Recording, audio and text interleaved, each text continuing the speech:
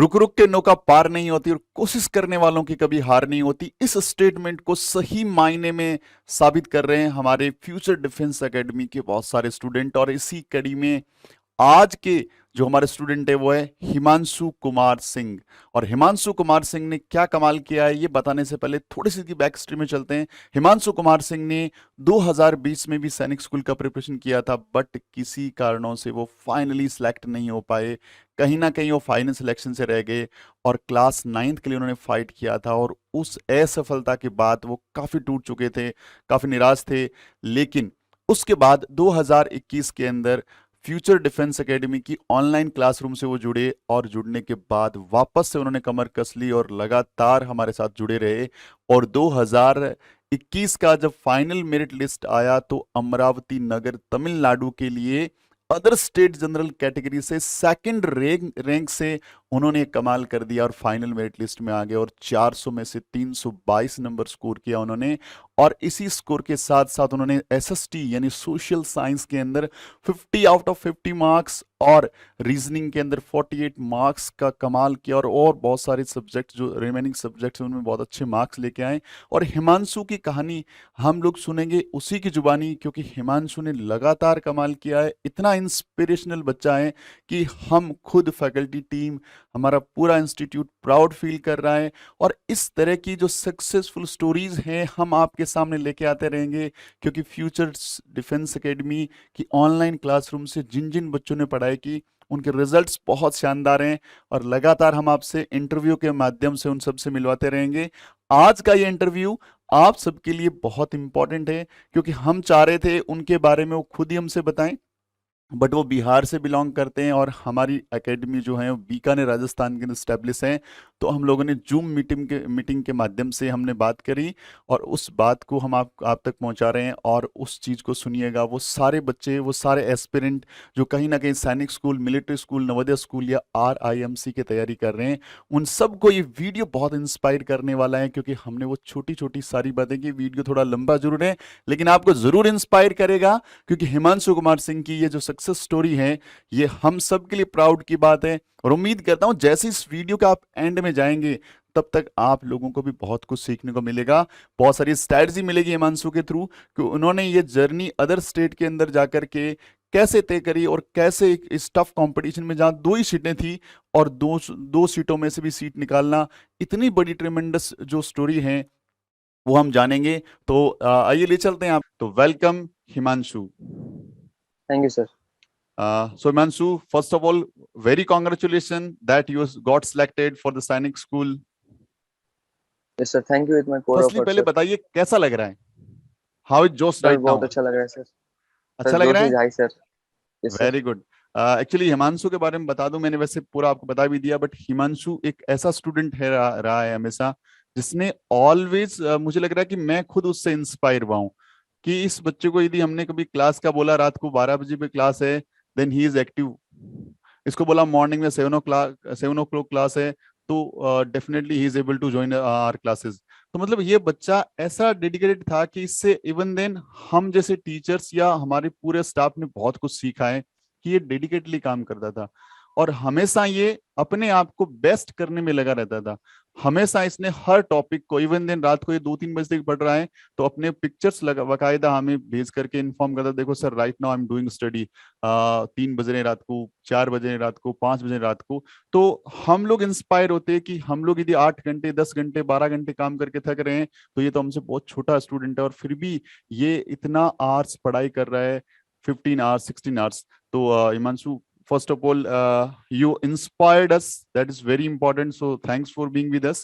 तो हिमांशु, अभी हम थैंक यू आपसे सर. जानना चाहेंगे कि आपने ये जो जर्नी, आपकी सक्सेसफुल जर्नी आपने जो तय की है उसको आपने कैसे सोचा, आपने क्यों प्लान बनाया सैनिक स्कूल में जाने का? सर साइंस स्कूल में जाने का मैंने प्लान सर 2020 लॉकडाउन के टाइम में बनाया था. जी। उस वक्त लॉकडाउन चल रहे थे और हमारे स्कूल की स्टडी भी उतनी नहीं चल रही थी. तो मेरे खुद के ब्रदर मतलब अंकल का जो कजन है, मतलब वो अभी साइंस स्कूल कजाकोटम केरल में ये स्टडी कर रहा है. ओके। तो मैं उनसे इंस्पायर हुआ था. मैंने देखा कि जब वो कर सकता है तो मैं भी कर सकता हूँ. मतलब नथिंग इज इम्पॉसिबल फॉर अस.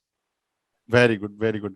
सो हिमांशु, जैसे आपने सैनिक स्कूल को सिलेक्ट किया है, आपने सैनिक स्कूल के लिए इतनी हार्ड वर्क किया है, तो क्या एम है आपकी लाइफ का कि क्या करेंगे आप? जैसे सैनिक स्कूल में सिलेक्ट हो चुके हैं और आपको जो चाहिए था वो मिल चुका है, what your next level, next step क्या है? My next goal and my next step is to Gateway to NDA. Sainik School offers students for Gateway to NDA. So my main motto is to NDA, National Defense Academy, Khadakwasala, Pune. अरे, And sounds I good. will enter and I will enter as soon as possible. Wishing you very all the best, and we all are very confident that you'll got selected, because आपका aim बहुत शानदार है। और आप definitely इतने hard worker हैं, इतने dedicatedly काम करते हैं कि आपके रास्ते में किसी भी तरह की जो बाधाएं आएंगे हम उनको पार 100% कर जाएंगे। सो हिमांशु, आपसे मैं पूछना चाहता हूँ कि बहुत सारे बच्चे लगातार हमसे कांटेक्ट करते हैं, और बच्चों का ये सवाल होता है बेसिकली नाइन्थ क्लास के स्टूडेंट का, कि सर नाइन्थ क्लास में बेसिकली सीटें बहुत कम रहती है। और नो डाउट बात सही भी है कि यदि 33 स्कूल्स पहले जो थी, अभी कुछ नंबर बढ़ गया है, अभी तक कितना बढ़ा अभी एग्जैक्टली नहीं पता, फिर भी मैं 33 स्कूल्स की बात करूंगा। तो नाइन्थ क्लास के जब भी नंबर ऑफ सीट्स की बात करी जाती तो बहुत सारी स्कूल्स के अंदर ऐसा होता कि सीट होती भी नहीं थी। कहीं होती तो दो Yes, सीट sir. है, कभी एक सीट है। तो कहीं आपको ये फीलिंग नहीं है कि सर यार ये तो बहुत टफ टास्क है, दो ही सीट है तो क्या प्रिपरेशन करना? जो आरआईएमसी को लेके बच्चे करते हैं कि आरआईएमसी एग्जाम बहुत बड़ा है और मोस्ट ऑफ द स्टूडेंट उसका फॉर्म ही नहीं फिल करते। तो आपने क्या Yes, sir. सोचा जब आपको पता लगा कि सीट्स तो बहुत कम है? सर सीट्स जनरल कैटेगरी की मेरे स्कूल में 2 सीट्स थी। ओके। और 2 सीट्स थी तो मुझे जरा भी मतलब पहले तो मैं देखा तो लगा 2 सीट्स है तो मतलब इस हिसाब से मुझे तो एक सीट से ही मतलब थी, 2 सीट्स तो मुझे चाहिए नहीं थी। ओके। मुझे तो सीट एक चाहिए थी। इस हिसाब से मैंने मैंने ये देखकर किया कि एक सीट है, एक मैं एक एक्सपीरियंस हूँ, मेरे लिए एक सीट काफी है, मुझे एक से ज्यादा तो चाहिए नहीं, एक किसी और कोई ले जाए उससे मुझे कोई मतलब नहीं है। क्या तो बात। मैंने इस हिसाब से मेहनत किया कि मतलब जो एक सीट है बस एक सीट मुझे मिल जाए, इसके अलावा मुझे कुछ नहीं चाहिए। और वो मुझे मिल गया सर, बस फ्यूचर डिफेंस एकेडमी सर। मतलब क्लासेस, रेगुलर क्लासेस और रेगुलर मतलब मैथ्स टीचर जो कि हिमांशु सर थे और साइंस माधवी मैम। और एसटी तो काफी अच्छा रहा, जैसा कि आपको पता होगा सर, 50 आउट ऑफ 50 स्कोर किया मैंने। वेरी गुड, वेरी तो well done. yes, very well done. और हिमांशु ने एक बहुत अच्छी बात बोली कि हमें नंबर ऑफ सीट पे कंसंट्रेशन नहीं करना चाहिए। We need only one seat because we are one candidate. और इन्होंने अपना लक्ष्य उस मछली की आंख की तरह बनाया जो अर्जुन ने अपने लिए बनाया था, एक स्ट्रेट फॉरवर्ड। उनको सिर्फ एक चीज देखी कि मुझे तो सिर्फ एक सीट चाहिए, और मुझे क्या फर्क पड़ता है कि वहां नंबर ऑफ सीट एक है, दो है या 10 है, मुझे एक सीट चाहिए, एक सीट यदि है तो वो मेरी है। बाकी यदि एक्स्ट्रा सीट्स है तो बाकी कैंडिडेट्स जो हैं वो उसको ले सकते हैं। बड़ा अच्छा लगा।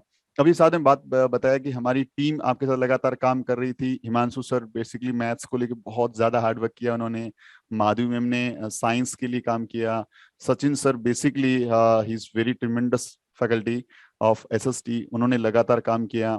आईएचएमएम इंग्लिश के लिए लगातार आपके साथ काम कर रहे थे, और बहुत सारे टीचर्स लगातार आपसे काम कर रहे थे। तो कैसा लगा आपको? पूरा एंटायर जर्नी कैसी रही आपकी हमारे साथ? Sir entire journey sir, FSI की हर फैकल्टी से मेरी बात होते रहती है sir, Madhavi ma'am, Sachin sir और सर आप सर, मतलब ये मतलब सर मतलब फैमिली टाइप ही है सर। और मैं कभी ये नहीं सोचता कि ये मतलब टीचर हैं, मतलब विद मतलब फैमिली टाइप ही सोचता हूँ। और मतलब कुछ भी डाउट होता था तो मैं भेज देता था, और उसकी रिप्लाई माधवी मैम 1 बजे 2 बजे रात में भी देती थी। सचिन सर सुबह में 5-5 बजे भी क्लास हमारी होती थी, मतलब doubt class, special doubt class भी हुई है। मतलब बिल्कुल, जो बिल्कुल। कि मतलब बिना आपको बताए हुए भी हुई थी कुछ क्लासेस हमारी, जो कि सचिन सर ने मना किया था कि मतलब सर को नहीं बताना ऐसे, मतलब सुबह में कुछ बच्चे फ्रस्ट्रेटेड हो जाते हैं इसलिए। डेफिनेटली बेटा। और सबसे बड़ी बात है कि हमारी फैकल्टी टीम बहुत डेडिकेटेडली काम किया उन्होंने, और साथ जी में सर। सबसे इम्पोर्टेंट आपका डेडिकेशन था। क्योंकि टीचर्स तो बेसिकली डेडिकेशन रख सकते हैं, थोड़े बड़े भी होते हैं, और उन्होंने पूरा इंटायर चीजें देखी भी होती है। और एज अ स्टूडेंट और एक नाइन्थ क्लास के बच्चे के लिए इस तरह का थॉट प्रोसेस रख पाना बड़ा मुश्किल था। तो yes sir, but Himanshu sir आप। मतलब sir ji. I only want to say sir that teachers open the door, you enter by yourself sir. बस टीचर्स दरवाजा को खोल सकता है सर, उसमें जाने की कोशिश आपकी रहनी चाहिए। एग्जैक्टली मेरा नेक्स्ट सवाल यही था कि जो बच्चे अभी तैयारी कर रहे हैं, या जो बच्चे आगे का अपना गोल सेट कर रहे हैं, उनको क्या कहना चाहोगे? क्या स्ट्रेटजी से पढ़ना चाहिए उनको? मैं यही कहना चाहता हूँ सर, स्ट्रेटेजी तो सबकी अलग अलग होती है, लेकिन फिर भी स्ट्रेटेजी की अगर बात किया जाए तो स्ट्रेटेजी की बात किया जाए तो मतलब रेगुलर क्लास लिए जा रहा है जो बंदा, और मतलब जो भी है मतलब मेनली फोकस मैथ्स पे रहना चाहिए, क्योंकि इसमें 50% कवरेज मैथ्स की रहती है। ओके। और बाकी साइंस और एसएसटी के लिए मैं तो एनसीईआरटी प्रेफर करूंगा। एनसीईआरटी बुक्स और जो हमारी एकेडमी की जो वर्कशीट वगैरह रहती हैं, हम्म। वो मतलब मेनली जो रीजनिंग में तो वर्कशीट बहुत काम दिया था, जो हमारी एकेडमी की तरफ से ग्रुप में शेयर की जाती थी। ओके। और व्हाट अबाउट टेस्ट सीरीज? बच्चे पूछते हैं कि सर टेस्ट सीरीज क्या स्टार्टिंग में ज्वाइन कर लेनी चाहिए या लास्ट में करनी चाहिए, या कितने मॉक टेस्ट लगाने चाहिए, और टेस्ट सीरीज का कितना बड़ा रोल है? सर टेस्ट सीरीज का तो मतलब इसमें एक तरह से देखा जाए 70% रोल टेस्ट सीरीज का ही रहा, क्योंकि टेस्ट सीरीज से हमें टाइम मैनेजमेंट, जो कि बहुत ही इंपॉर्टेंट फैक्टर होता है किसी भी एंट्रेंस एग्जामिनेशन या किसी भी ऑल इंडिया लेवल एग्जामिनेशन के लिए। ओके। तो इसमें जब हमने फ्यूचर सीरीज इंस्टीट्यूट के ऐप पे जब टेस्ट लेता था, टेस्ट सीरीज जब मैंने शुरू में ही ले ली थी, हम लोग की तो क्लास के साथ ही टेस्ट सीरीज चलती थी। तो उसमें हम लोग का टाइम मैनेजमेंट हो पाता था, जो 3 घंटे में करनी थी, तो हमें हम लोग को एग्जाम के अंदर कोई भी मतलब टाइम को लेकर प्रेशर नहीं रहा। Very good. मतलब हिमांशु का कहना है कि टेस्ट सीरीज यदि आप ज्वाइन करते हैं तो आप अपने नॉलेज को अकॉर्डिंग टू एग्जाम शेप में दे पाते हैं, क्योंकि आप लोगों को कितना अच्छे से चीजें आती है और कितने टाइमिंग में आप उसको अच्छे ढंग से कर पाते हैं, वो बहुत ज्यादा इंपॉर्टेंट है।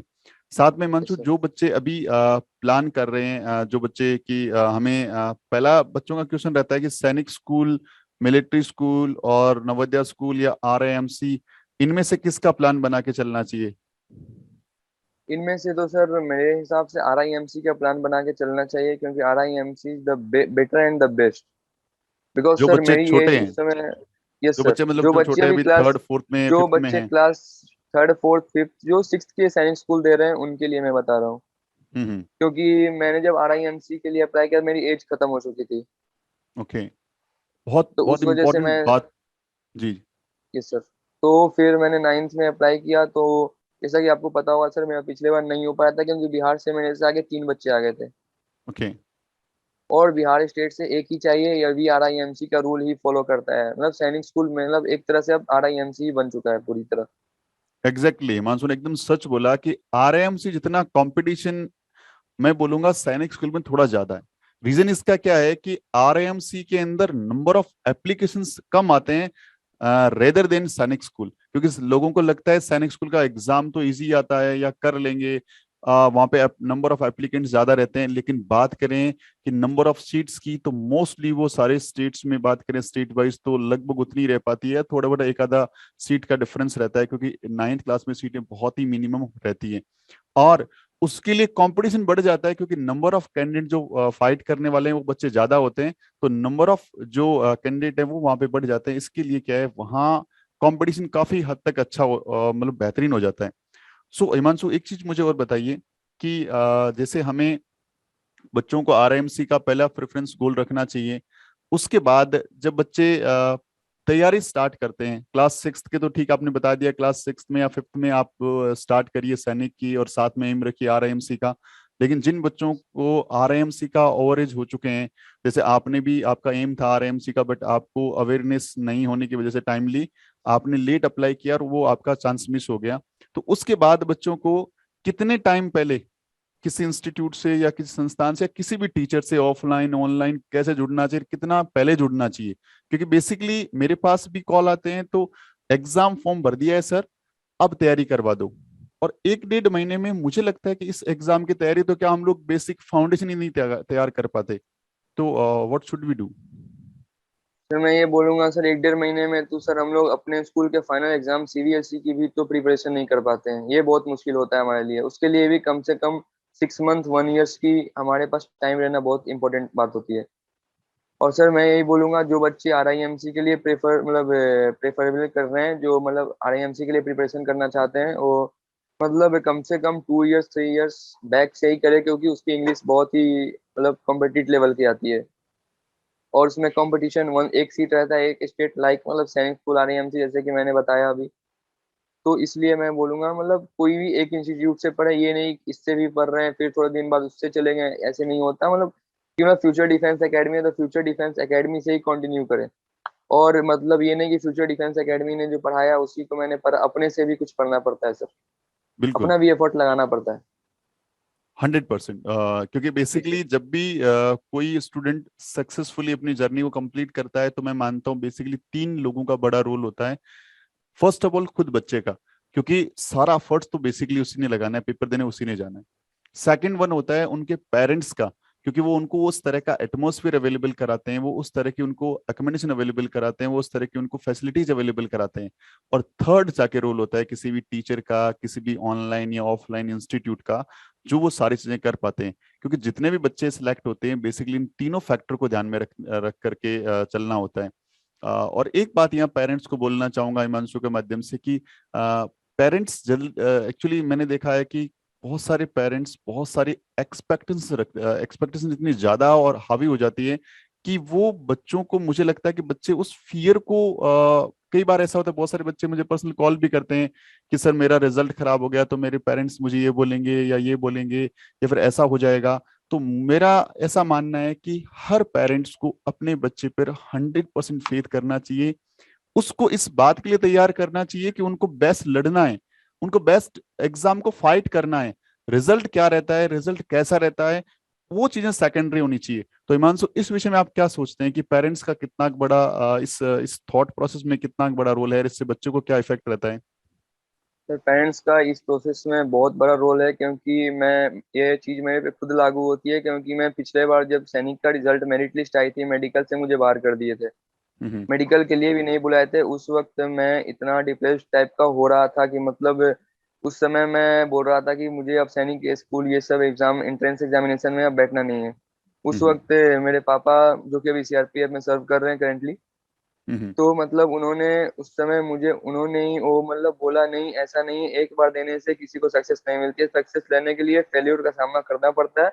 इसलिए तू एक बार और दे, कोई दिक्कत नहीं है, मुझे मुझे पढ़ाना है, एकेडमी ज्वाइन कर। फिर मैंने फ्यूचर डिफेंस एकेडमी ज्वाइन की थी सितंबर अगस्त में। तो सर मैंने आपके पास कॉल किया था, तो पापा ने फिर फी की पेमेंट की और बोली कोई दिक्कत नहीं है, तू कर, क्योंकि एक बार सक्सेस डायरेक्ट नहीं मिलती है, फेल्यूर होना पड़ता है। क्योंकि मुझे भी फेल्यूर होना पड़ा था, जब सक्सेस मिलती है। तो मैं ये बोलता हूँ कि पेरेंट्स का इसमें बहुत बड़ा रोल होता है, क्योंकि जब तक पेरेंट्स उस समय मुझे मोटिवेट, उस वक्त जहाँ मैं खड़ा था उस वक्त अगर वो मोटिवेट नहीं किए होते, आगे नहीं पुशअप किए होते, तो मैं आज यहाँ नहीं होता। Exactly exactly। और मैं हिमांशु की बात को सहमत करता हूँ, क्योंकि ये तो स्टूडेंट है, उसने वो चीज़ फील करी है। और मैं रोजाना बहुत सारे बच्चों से फोन में बात करता हूँ या हम लोग ऑफलाइन किसी बच्चे से मिलते हैं, तो उस दौरान मैं पेरेंट्स को यह निवेदन करना चाहता हूँ इस वीडियो के माध्यम से कि हर पेरेंट्स अपने बच्चे को इस बात के लिए मोटिवेट करें कि वो पूरा अपना 24 आवर्स का जो डे है ना, उसको प्लान करने में लगाएं। हाँ, वहां पे उसको थोड़ा प्रेशर दें, आप वहां पे उसको थोड़ा जरूरत पड़े तो डांटें, लेकिन आप 2 साल बाद या 1 साल बाद या 6 महीने बाद रिजल्ट को लाना है, लाना है, लाना है, उसका प्रेशर ना रखें। आप 24 आवर्स की बेस्ट बेस्ट प्लानिंग करिए। 100% आपका बच्चा सक्सेस होगा। और जैसा कि हिमांशु ने बताया कि आप एक बार सक्सेसफुल नहीं होते या एक बार फेल कर जाते हैं या 2 बार फेल कर जाते हैं, तो पेरेंट्स को वहां स्टैंड बाय के तौर पे, सपोर्ट के तौर पे खड़ा रहना है कि कोई इशू नहीं है, तू दोबारा से कर, दोबारा हो जाएगा। यदि आज हिमांशु के पेरेंट्स उसको सपोर्ट नहीं करते उस लेवल पे, तो शायद हम आज ये इंटरव्यू नहीं कर रहे होते और हिमांशु की हम लोग सक्सेस जर्नी को हम लोग यहाँ पे बात नहीं कर रहे होते। तो जरूरी है पेरेंट्स का एक सपोर्टिव रोल और पॉजिटिव एटीट्यूड। क्योंकि बच्चे छोटे होते हैं, 6 क्लास का बच्चा तो मैं मानता हूँ बहुत ही छोटा होता है, और बहुत बड़ी बात होती है उन पेरेंट्स के लिए कि उनका बच्चा उस इतने बड़े एग्जाम में जाके बैठ रहा है। वरना बहुत सारे बच्चे तो सिर्फ स्कूल एग्जाम में बैठ के ही रह जाते हैं।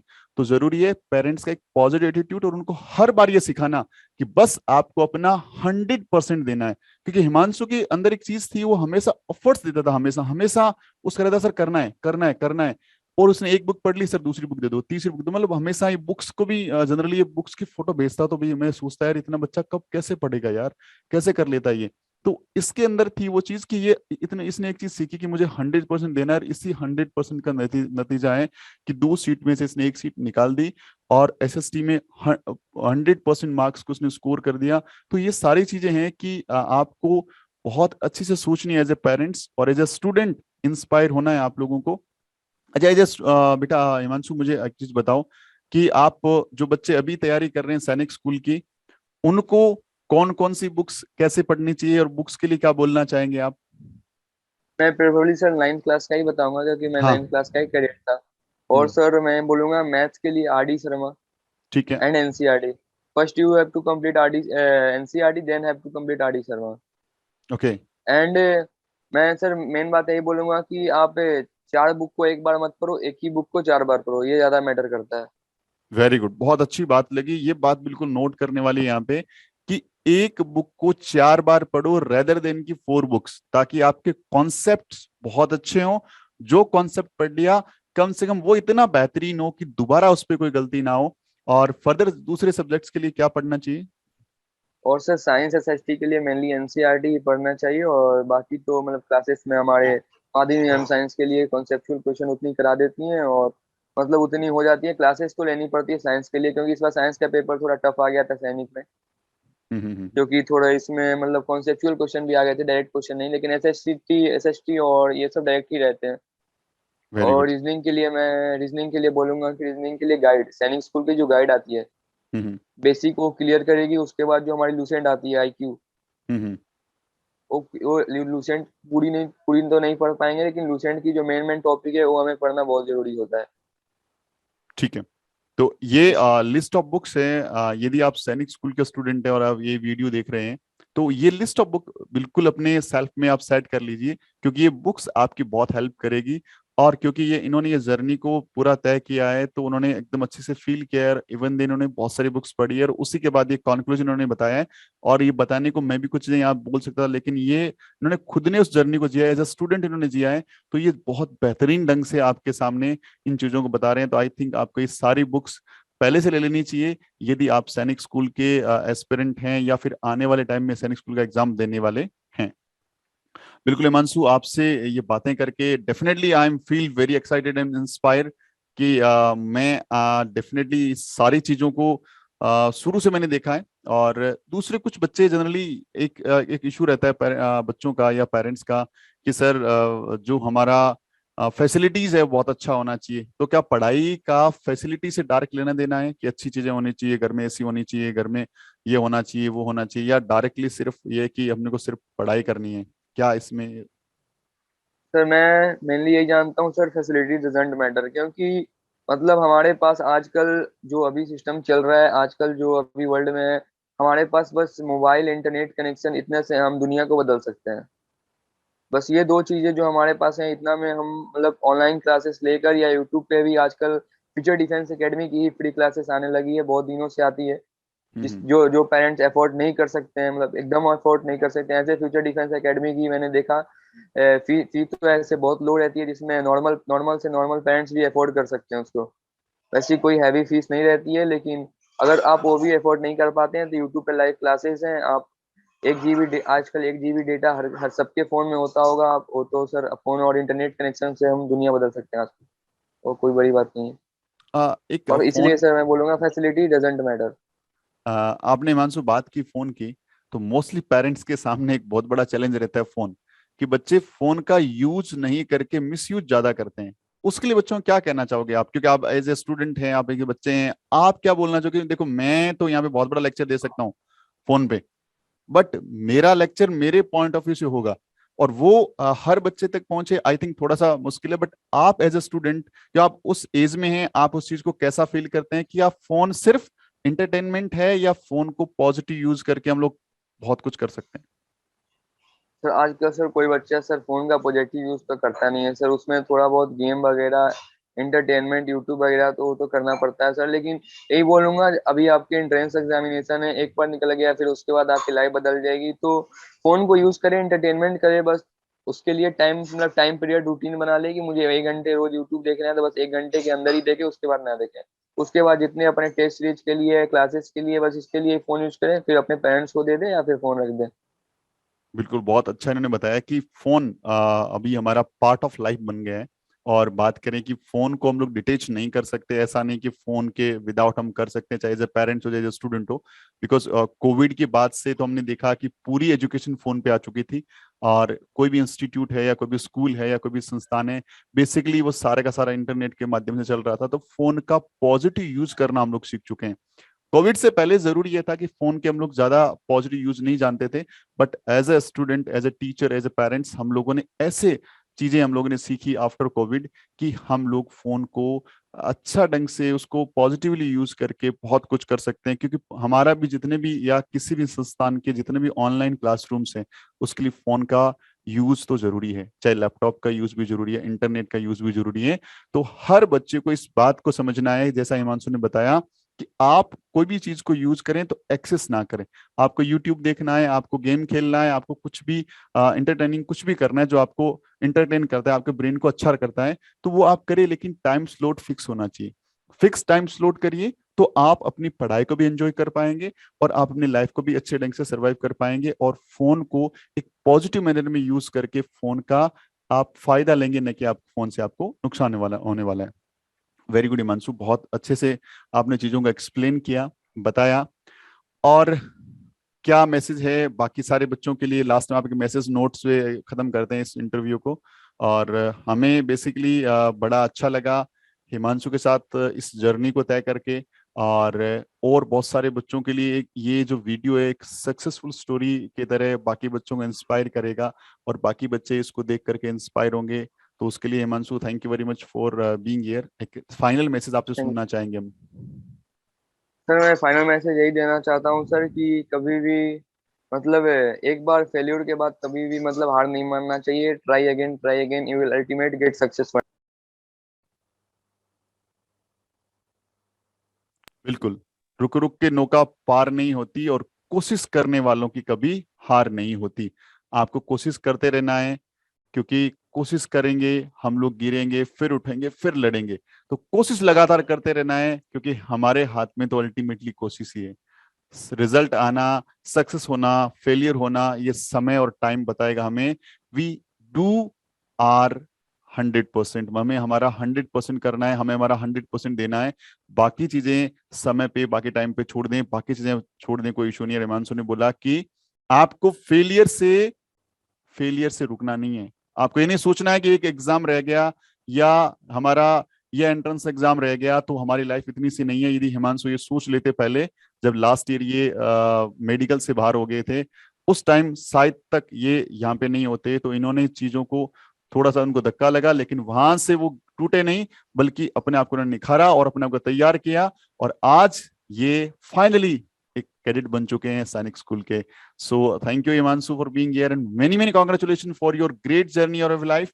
और बहुत और सर जल्दी। मैं सर एक और बात बोलना चाहूंगा सर, क्योंकि सर आर्मी सर ये प्रॉब्लम सॉल्वर मांगती है सर, कि प्रॉब्लम को सॉल्व करने वाला आर्मी को चाहिए, कि नॉट सर मतलब कि प्रॉब्लम उन्हें सॉल्व करे, ऐसा नहीं, प्रॉब्लम को हमें सॉल्व करना है, आर्मी यही मांगती है सर। लास्ट में यही बोलना चाहता था। वेरी गुड, बहुत अच्छी बात यार, इतनी इंस्पायरिंग बात है। इतना छोटा सा बच्चा और इंस्पायर कर रहा है, बड़ी अच्छी बात है कि हमें प्रॉब्लम को सोल्यूशन करने वाला चाहिए। आर्मी का ये मानना है, तो हमें भी ऐसा एटीट्यूड रखना चाहिए, हमें ऐसी थॉट प्रोसेस रखनी चाहिए, हमें हमारी ब्रेन को इस ढंग से अल्टीमेटली तैयार करना चाहिए। लाइफ में आप किसी भी जोन में, किसी भी एज में है, किसी भी जगह पे काम कर रहे हैं, स्टूडेंट हैं आप, चाहे एज ए पेरेंट्स काम कर रहे हैं, कोई भी काम कर रहे हैं, हमेशा एटीट्यूड जो है ना वो ऐसा होना चाहिए, प्रॉब्लम प्रॉब्लम सॉल्विंग एटीट्यूड। आपको और हमेशा सर जब प्रॉब्लम को मैंने देखना। जी। उस समय सर मैंने वहाँ प्रिंसिपल सर से बात किया था साइंस स्कूल कजाकोटम में, तो मतलब उन्होंने बोला कि गिरो, जितना गिरना है उतना गिरो, आर्मी गिराती है लेकिन उठना है। आर्मी का मेन मोटो ये होता है, गिरो जितना गिरो लेकिन उठना तुम्हें है। तो मैंने बोला सर मैं अब नेक्स्ट क्या करूंगा, तो उन्होंने बोला कि अब नेक्स्ट फिर से ट्राई करो, कोई दिक्कत नहीं है। ओके। तो उन्होंने बोला कि मतलब तुमसे 3 बच्चे आ गए, एक सीटी इसलिए तुम्हें निकाला गया। तो वो बात मेरे दिमाग में खटक गई थी कि 3 बच्चे निकाला गया, लेकिन इस बार मेरे को मेरिट लिस्ट मेन में आना है, वेटिंग में नहीं आना है, जहां तक कि मैं पिछले बार वेटिंग में भी नहीं था।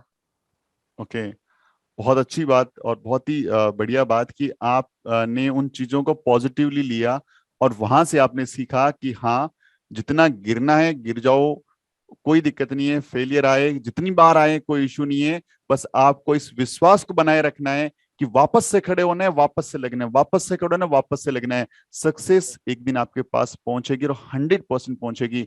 बहुत अच्छी बात बोली।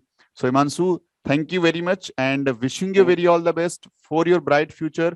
फ्यूचर सीरीज इंस्टीट्यूट और फ्यूचर डिफेंस एकेडमी की पूरी टीम आपको तहे दिल से बधाइयां देती है, और wishing you very all the best. और पूरा का पूरा हमारा एंटायर स्टाफ, हमारे सारे स्टूडेंट्स आपको बेस्ट ऑफ लक बोलता है, और हम चाहते हैं कि आप बीच बीच में स्कूल से जब भी वापस आए बीच में छुट्टियों में, क्योंकि 2 तारीख को आई थिंक आप ज्वाइन कर रहे हैं ना, 2 ऑफ यस सर। मई को।